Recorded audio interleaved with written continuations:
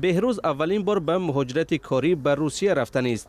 درباره محدودیت‌های موقتی در زمان برگزاری جام جهانی فوتبال او از کارمندان چیپته فروشی‌ها آگاه شد، اما او تصمیم گرفت که توکل کند و به روسیه برود. نصیب باشه ما را اونجا میریم جای مقصد کار پر انیق هسته، جای خواهم هسته اونجا پیشی خش تاول میریم، بچه‌ها هم هستن اونجا دستگیری میکنن. کارشناسان میگن اکثریت مهاجران مهنتی هنوز در شروع موسم یعنی در ماه‌های مارس و اپریل به روسیه سفر کردند و الکی خود را در قید جای زیست گذاشتند. در تاجیکستان اساساً آنهای ماندند که تنها نقشه‌ای برای کوتاه مدت به روسیه رفتن را دارند و یا آنهایی که نخستین بار برای مهاجرت می‌روند.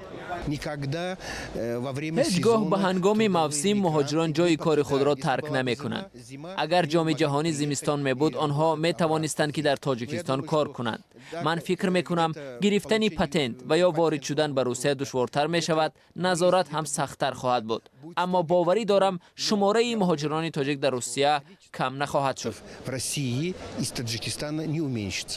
نقض قاعده‌های بود و باش برای مهاجران می‌تواند دردسر ایجاد کند.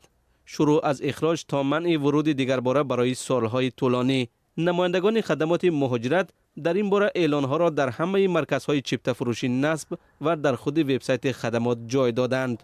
موسم کارهای ساختمانی در روسیه معمولاً در ماه اکتبر انجام می‌یابد.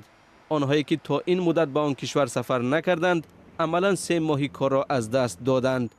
خدمات مهاجرت به آنهایی که الکی در روسیه هستند مشورت می‌دهد که خیلی احتیاطکار باشند و به خردترین قاعده ویرانکنی و یا برخورد با مقامات پلیس راه ندهند.